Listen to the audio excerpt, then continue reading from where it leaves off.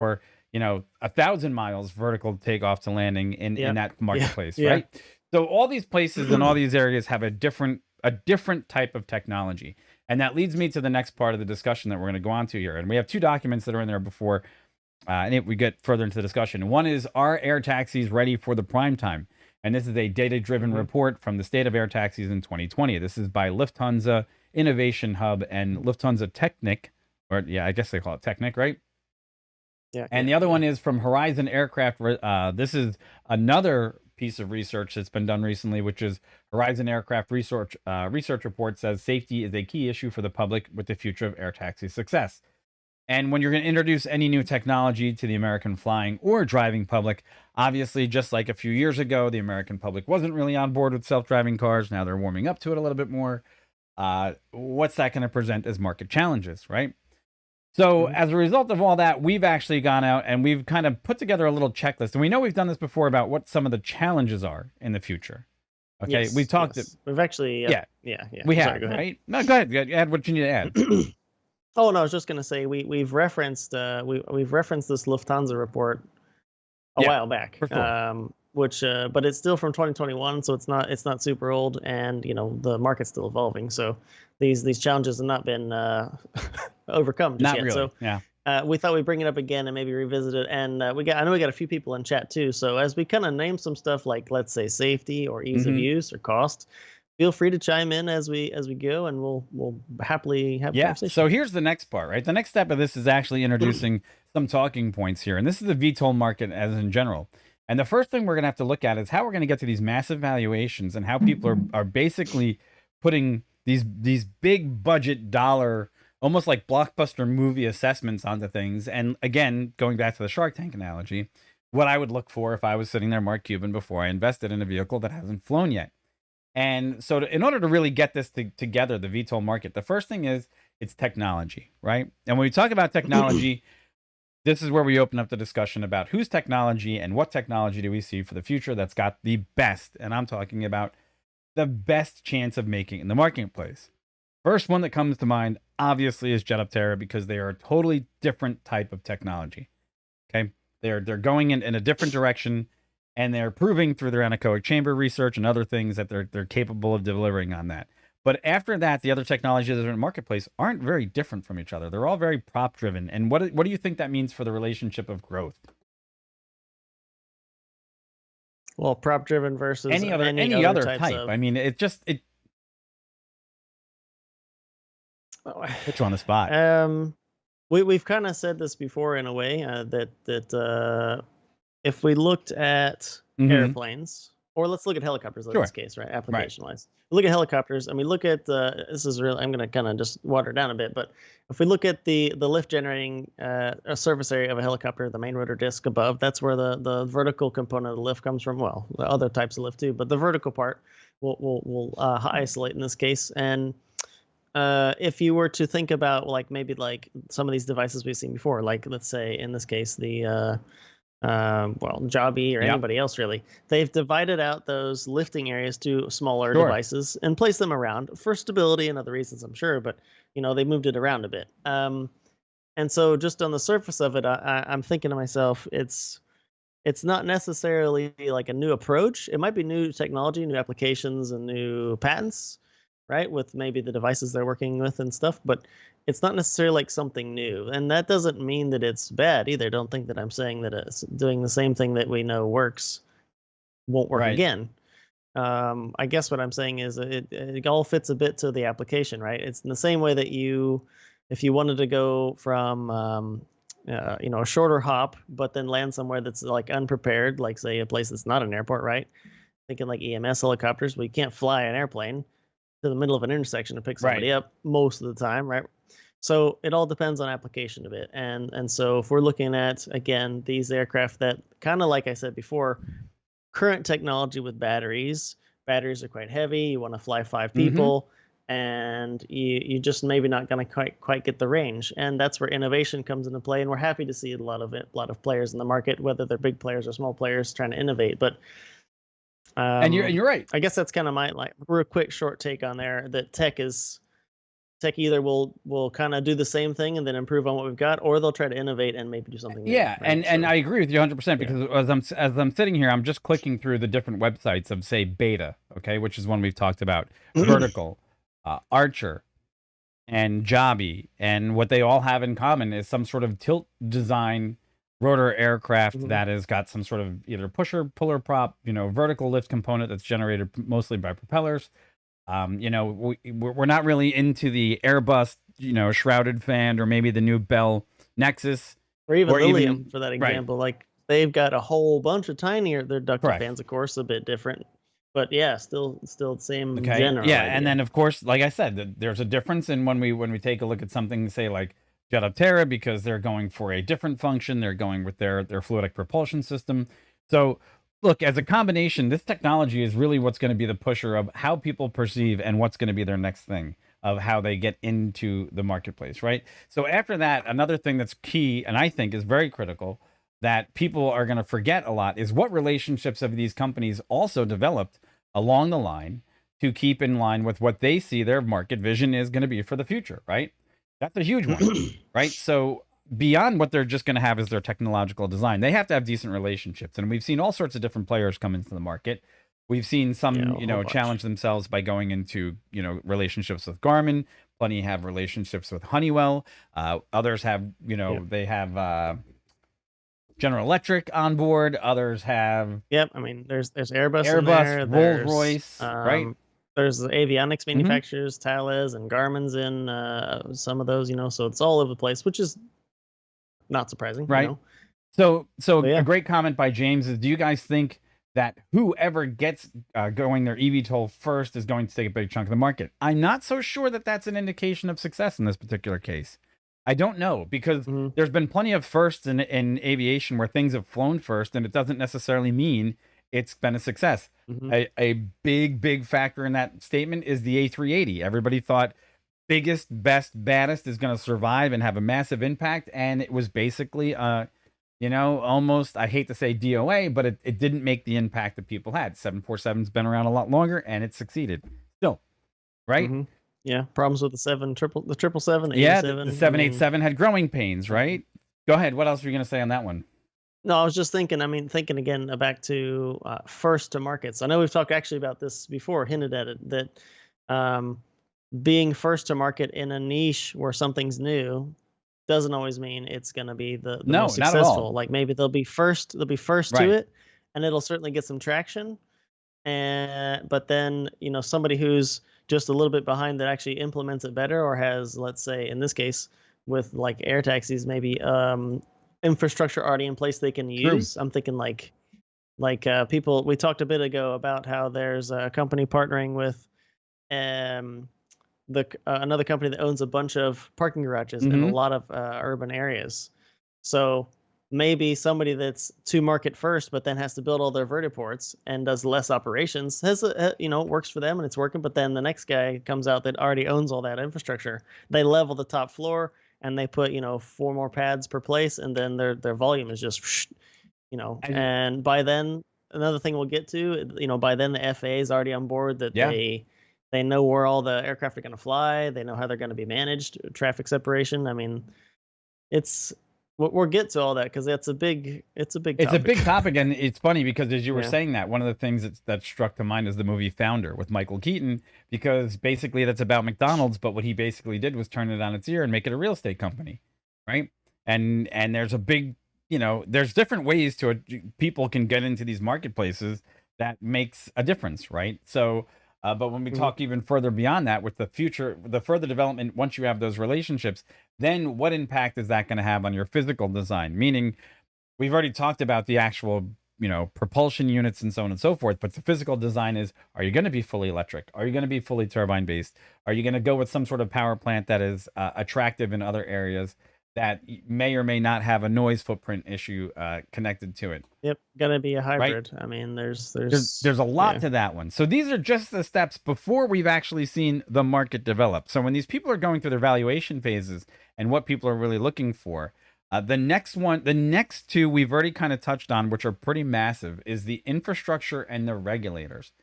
And when I talk about infrastructure, Yeah. Corey just hit on it, that some people are making inroads with, these garages. But the other part of infrastructure is directly tied into the regulators, because the FAA has to carve out the airspace for these things to be able to fly competently in and out of Mm. airports, in and out of class, class A airports, and massive, massive, airspace, class B, and it can be class B airspace, not class Yeah, class A. I'm not sorry, class A, class but A is way yeah. up above 18,000, not class A airports. My bad. Class B airspace, and everything else in between. And then what Yeah. infrastructure is going to guide them? Are they going to be, I'm sure they're all going to be GPS, but are they going to have onboard systems like, FLIR, infrared, some other optic Yeah. system, and sensors on board? So what's your feelings on that one? Well, I think the regulators are gonna have a field day with the second half of what I'll say. Because the first half is literally having them operate like helicopters with a pilot on Right, board with the new design of the aircraft right. itself. Um, and that's literally taking like VTOL or VTOL, whether it's electric or hybrid or whatever it's powered by. But then then it flies into, let's say, this prepared vertiport in a downtown area, and then departs. Let's say like a helicopter would do in the same general area. But then the second half, which you guys know if you've kept up with this topic long enough, is many of these manufacturers are intending the design to be Which is autonomous totally different. Yeah. sometime. Um, I just kind of put a caveat there, and I say, what about autonomous cars, which is still not working, not the way that many manufacturers want them to work. Obviously, first thing off in my head there is Tesla. Obviously, what they want, full self driving. It's not ready. It's not ready for that yet. And but one thing I hear people ask me sometimes, they'll say, okay, when you think full self driving cars will kind of be around, and I say, well, obviously the technology has to catch up to where it actually could functionally Right, do that. right. But then at some point, the DOT or whoever is going to end up approving that has to say, yeah, okay, you can actually do that, because it kind of runs over to other places, right? And this is Big, touched on big a bit in places. some of the articles that already happened. And I'm thinking like liability and things like that. If you get in a fully autonomous, whatever car it is, fully autonomous taxi service, let's call it, you don't own the car, but you get in the back, and then it gets in an accident. Who's to blame? Okay, who's at fault? I mean, Well, I don't know yet. there's even a bigger one though. But and that's just cars, Sure. right? So then you go back to aviation, in this case, urban air mobility vehicles, and then it's the same thing. It's well, there's two parts of that. There's a big part. There's, like we said, the regulation, and then the regulators in the airspace. And then the next part, which I know I'll just kind of mention, but then we'll get to, is the willingness of people to actually use a service that is fully Sure. autonomous. And we'll But you get got to there, remember something with the regulators, and what Corey's saying is that, look, the FAA, if you're going to have an aircraft that has an autopilot on board, it needs to have a backup for many of the systems that are on board that aircraft. That means it has to have backup altimeters, backup autopilot command systems, backup hydraulics, backup screens. It's not just as simple as flipping a switch and all of a sudden, this thing is okay to go fly anywhere under automation. No, even your biggest 747s, 787s, even down to the small Embraer 145s, they all have to meet very, very, very specific qualifications in order to have these automated pieces on board. And then those automated pieces have to have functional parts before takeoff and landing, okay, in order for them to be used operationally on board the aircraft. And on top of that, they have to be tuned to very specific tolerances to be able to fly certain guided flight paths at specific times in operations, right? So this is not an easy hoop to just jump through and say, oh, we're going to put a GPS on this thing. It's going to fly like your quadcopter and done and dusted. Because no, yeah, there's a lot more that's going to go into that, where people are going to have to prove that their technology is not only capable, but viable and survivable. And what I mean by survivable, meaning when conditions aren't ideal, is it going to be able to come in and perform the job where the task is done successfully? So that's another big part. And the regulators and the infrastructure are kind of an intertwined mix in all of that. But what Corey alluded to also is that when we look at marketplace, what's going to be the willingness for people to actually participate in this? Because once you've got the design, once the thing is physically produced, how do you generate a need for somebody that says, like, for right now, today, I have no need for an air taxi. I don't. Okay. Until the day that I have to go travel again. Okay. Would I always like to escape traffic? Absolutely. but generally my area doesn't have a lot of traffic, right? Yeah, is it gonna be Is cost it effective? right? I mean, Exactly. you're at your house, you're not gonna take an electric VTOL to the Publix because we Right. wouldn't. That application doesn't fit. But if you were gonna take if you wanted to go somewhere that's, a town 60 miles Right. away across a major city, and you could take a VTOL over there, okay. But then you start thinking things, well, I'm thinking how's the weather, but most people may not think about that. But how's the weather? But then safety, cost, Hmm. availability, right? Is this something that goes like once an hour and then I gotta wait? Like if I can drive over there in 45 minutes or wait 50 Right. minutes and then get on the thing and it flies me over there, then I'm not gonna do that. I mean, Well, so it's it's also the complication yeah. of, do I have to sit on a TSA line for 40 minutes? Check in 2 hours Oh yeah, early. geez, yeah, Or am I going to yeah, be yeah. basically be able to show up at the airport? They scan me, scan my bags, throw me on board this thing within 5 minutes, and I'm airborne, right? Mhm. Yeah, what happens when you call a taxi at the curb and you wanna say, take me down to It's 5th and an 7th," or whatever? instantaneous. You just get in and That's you it. go, That's so, it. I So you mean, have to get yeah. over some of that need and desire where people are going to find that there's going to be an entry point of time versus relationship of money spent, where they're going to find their marketplace. And I think Brad had a nice comment in there if you want to get to it in chat. Yeah.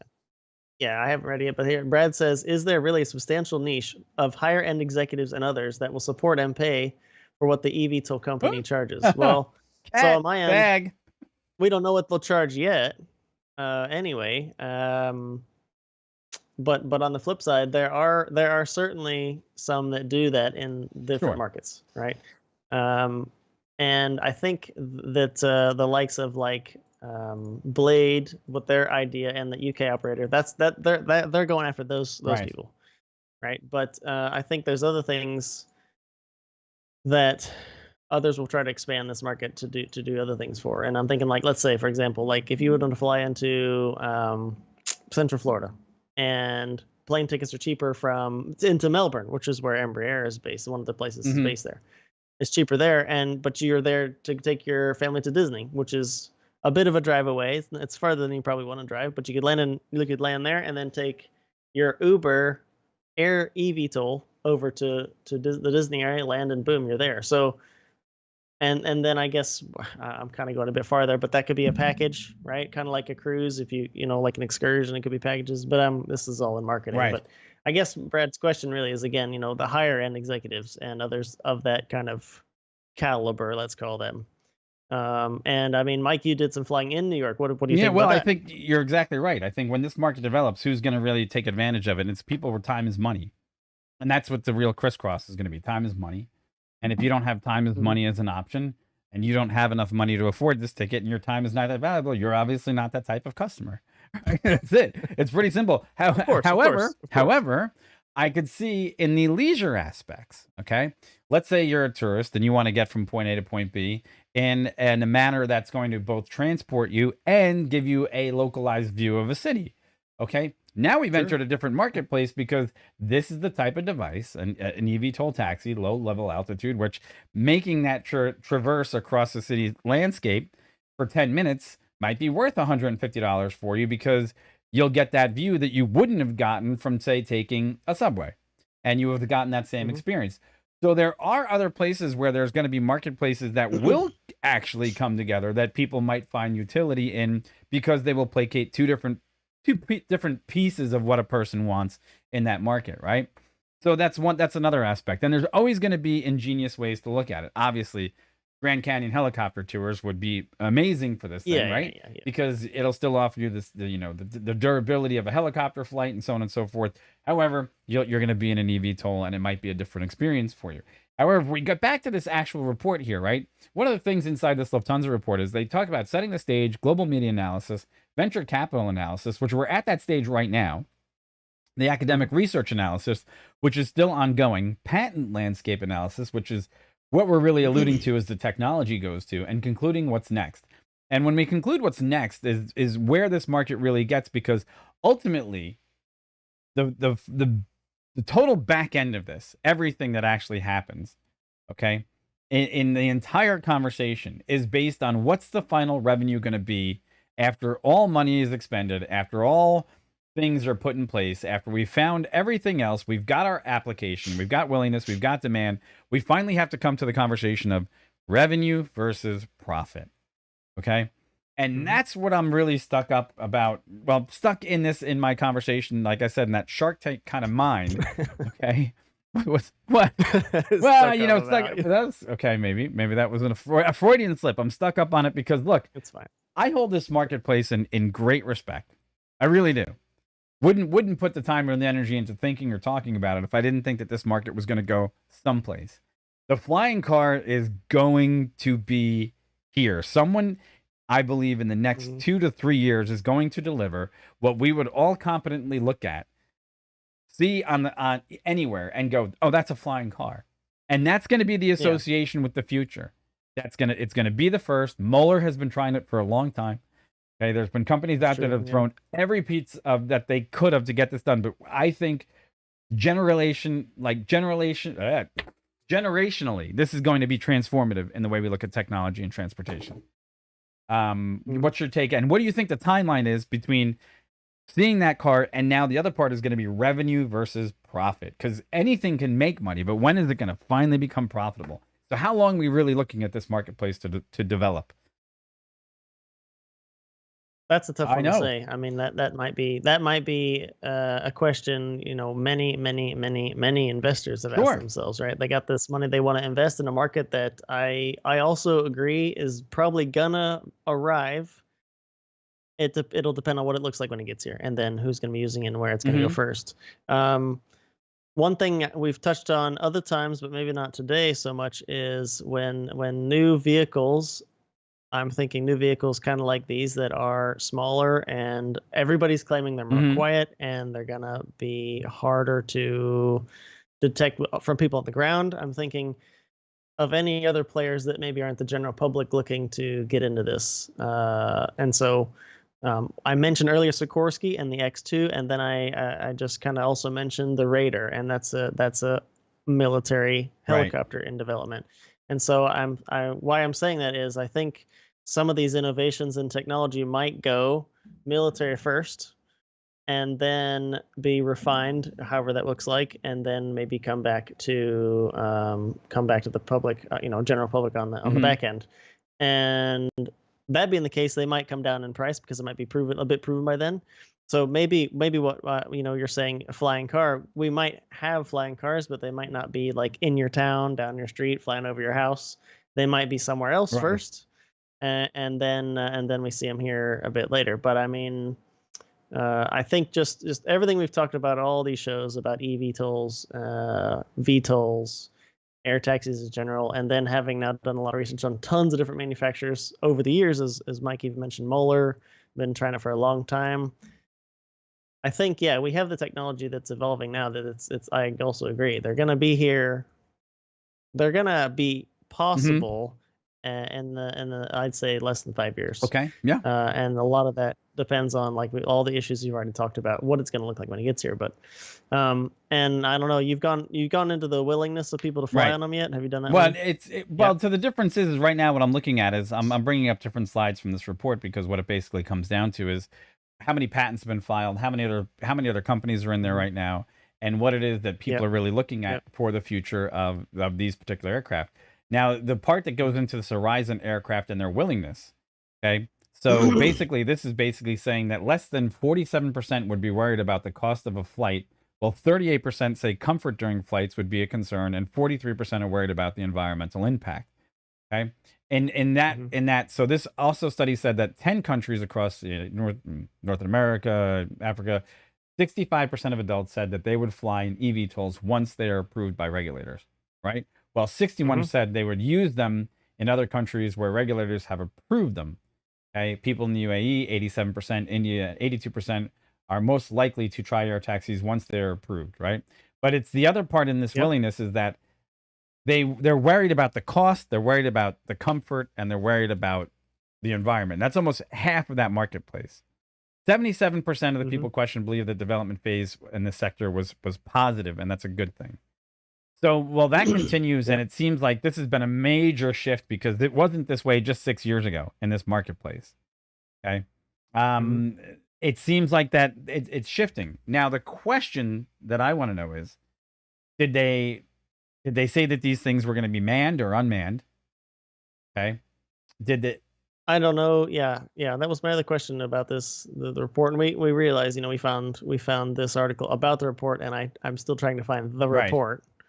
But I admit I have not But seen it it says yet. this, it So says, there's however, that. safety issues need to be rigorously addressed, with 3 out of 4, 76% of those surveyed saying worries about eVTOL safety would be the biggest deterrent for using air taxis, while 69% would want reassurances Mhm. about the training of the pilots.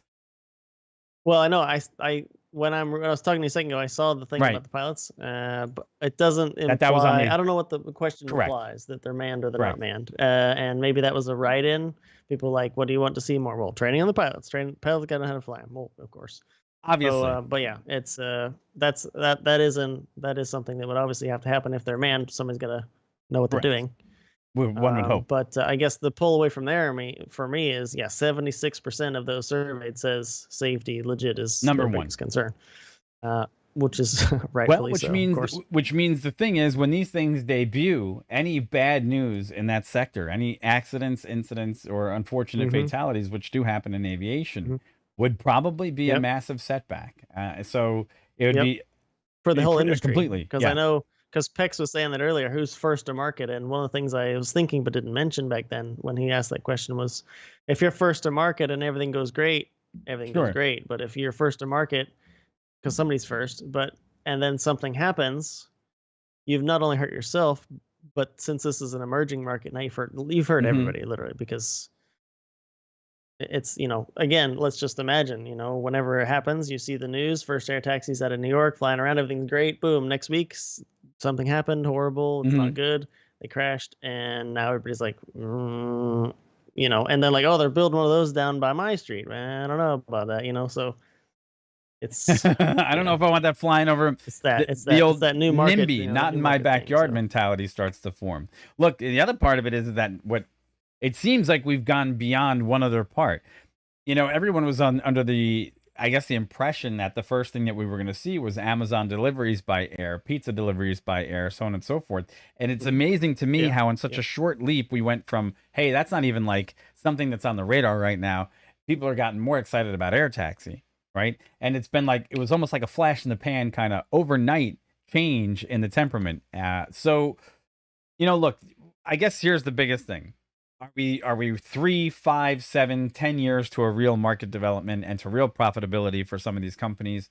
Where do we see the money going? How do we see it actually flowing? And what's the actual final revenue going to be? Is such an unknown, but I'm going to throw it out there that I say we don't see real full market features in this area. I'm talking about fully implemented, go up, slap down a credit card, get on the device, take me where I want to go, at the very least, Mhm. at the earliest, 4 years. And I don't see after Yeah. that, I don't see any one of these companies making profit. And I'm talking about true profit for at least 10. It's going to be a long time before they see like the turn where all that money invested, because putting things up in the air is expensive. It's not cheap. Not cheap at all. So you can just Mhm. see here right now, global revenue ride sharing services was, what is it? $218 billion. Okay. And drone technology investment right now is only at 4.5 billion. Okay. Which is key drivers in this thing. So there's going to be a ton of money when this marketplace emerges, but I just don't think you're getting in at the cheapest investment prices that people think. You're going to have to willing to spend a little bit to make a little bit in this marketplace. Early adopter syndrome. I love how you just took everything that I said and said early adopter syndrome, completely just plowed under my argument. And that's it. You're just, oh, that's it. Early adapters. It's Yeah, great. yeah, no, and yeah, and when you asked me earlier, when I think, I kind of was saying the same thing. 5 years to see something that's actually like in place Hmm. somewhere, approved by the regulators. You can go there and get on a flight, whether it's on demand, or you show up and you buy a ticket earlier, however it works. Um, I think, yeah, 5 years, and for sure to see that happen. Could certainly be earlier. because there's so much going on here, and it's only ramping up in investment and everybody's interest. But I think there could be some giant hurdles, whether it's regulatory or not. I guess, I mean, one thing people could maybe argue, looking at Hmm. quads like Right. drones, that you just fly in your backyard. They are obviously much smaller, but there's nobody on Right. board, and you just go out and buy them wherever you buy. You can buy them online. They're shipped to your house. Done. Yep. Right. I mean, these VTOLs are obviously people on board. They're huge. They're obviously much bigger. It's just different. And then, of course, you can already see all the regulators trying to scramble to figure out drone airspace. And if you have a drone, hopefully you know all the rules and trying to keep yourself Yeah, legal and where you can fly and where you shouldn't fly. not so sure about that, But but all yeah. that's an evolving space too. And yeah, so I mean, we'll just have to So see. Brad had one more comment. He said, "Imagine 18-year-old male." I don't know if that's I don't know. Asking his parents if they could afford to pay for his flying licenses for a VTOL. Now, let's put it this way: it's not going to be the same. Okay, obviously, a VTOL is not going to Yeah. be the same price as saying getting into a Cessna and making your way up that scale. And especially the same way that the pricing between a Cessna and say getting into helicopters like an R-22, a Cessna you could probably find flying around right now for about $100 an hour. There ain't no way you're getting a vertical takeoff and landing device for anywhere under 350 an hour with an instructor wet. So that just goes without Mhm. saying that I would say that the price for these would probably fall somewhere in between the middle. I would say probably at the Yep. $200 range I because think your so. maintenance is going to be a little bit less. You're not going to have as many moving parts, but you're still going to have the device, and it still ain't going to be cheap. So that's the other thing. And Yeah. I guess what Brad's hinting on there for me, I take that one step further and say, how long will it be until you can own your own VTOL that is different. from an airport? Like you got a Ah, hangar and you got a hangar and you got a VTOL, and what I mean, if how this how if does that this work? makes it into people's homes by the look, I don't think that's going to be. That's That's no, I'm not saying Yeah, like no, at no, your I get it, I house, get it. because that's I see what that's you're talking that's about. yeah, different. But James also had another comment in there. A lot of cities are cracking down on drones, telling people where they can and can't fly them. oh yeah, But that's been because didn't pay attention to the rules early on. And look, there's a prime example. Here's a prime example. Drones are an excellent device. In the right hands, as a flying camera, they are devastatingly, surgically, absolutely amazing devices. You can do great things with them. And they can survey roofs, power lines, all different types of work. Unfortunately, mhm. chuckleheads went out there and flew them recreationally in areas that didn't need to be. And they've given drones a bad name. And then suddenly here comes the regulators and saying, look, we can't have this, and that's the scenario that you're up against. And not that I'm saying that Lilium's going to go ahead and fly donuts over downtown New York City and cause cause In the yeah, approach path of no, they're not going to 747s because they no, can. they're not going to do that. However, it's going to take some real creative and smart people to make sure that these things happen on time, deliver with revenue, and they're safe. And that's going to be the introduction to the marketplace. It's necessary to make these VTOL, eVTOL marketplaces a success. Just our 2 cents, I right? guess I guess I'm thinking you'd see commercial applications before private. That's A kind of where hundred I'm going percent. And if it first. was going to be Due to regulation, almost correct. totally. And Yeah. I'm myself, and I'm sure you would be the first ones to throw our hat into that rings to go if they're going to be manned operations that I would like to fly it. There's no question Sure. about that. Yeah. We Yeah. haven't kept that a secret, but it would be great to see. So we just wanted to bring to you guys our take on one of the things that popped up out of a conversation that we had yesterday, which was basically how are these things going to make it to marketplace? What's going to be their true breakthrough point? When are they going to generate revenue? But most importantly, how is this market really going to develop? Because there are challenges. However, what's coming up more and more is that there's a lot of people evaluating these companies at great massive values, and they might be doing them a tremendous disservice because there's other players in the marketplace that could be equally servicing this entire industry at much cheaper and better dollar values. So there's values to be Mhm. had in that eVTOL and air taxi market right now, I think, for me personally. Oh yeah. Oh yeah. So And I'll put it out to everybody in chat or watching this video later. What's the what do you foresee you would use a urban air mobility air taxi mm, for, like distance wise, time wise, and then what would you pay for that? sure. Right? Because I'm thinking when you go online and you want to fly to an airport that's not too far away, these short hops on some of these puddle jumper airplanes, you can get a cheap ticket. I mean, pretty Pretty cheap, cheap. yeah.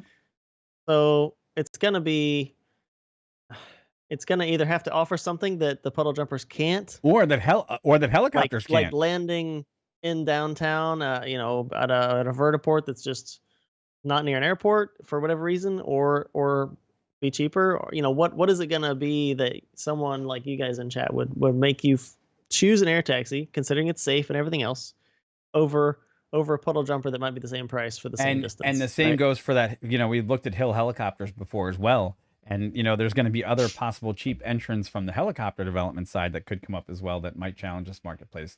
But that remains to be seen. What would be the maybe? And hey, how about guys also leave a comment below about when do you think this market will actually be Yeah, here? When do you think they're going to be yeah, flying? When do you think that the market's actually going to arrive? And what do you expect from it? So that'd be great to hear from you guys. yeah. It'd be super That would be interesting. Yeah, great. thank you. Unfortunately, that is all we have time for this Thursday. We were going to try to cover a rocket launch tomorrow, which has been rescheduled, which is great because I'm going to go off and visit family, spend some time with fam. And with that said, I'm done. Are you done? I'm done. Yeah, thanks for everybody so much for hanging out. I would finish up just a few comments before we head out, Oh, but James says think- I've got a ticket for Denver to Minneapolis on the 4th, less than there you go. 100. That's That's kind where of he's where I'm going. going with that question was with rates and the way the regionals and the all the way they've got all their tickets laid out with connecting flights and all that. It's what is it gonna take for you to consider at Hmm. least to use an air taxi for comparable No, understood. distances. Understood. Yeah. I just got something in mind. Hey guys, thanks for tuning in. We appreciate it. We'll continue this discussion as always on the channel. We'll be available for the air taxi market VTOL stuff. And we thank you for your time today. And we will catch you guys real soon. Take care. Thanks so much. Bye Take care. bye. Catch you See next ya. time. See ya. Bye bye.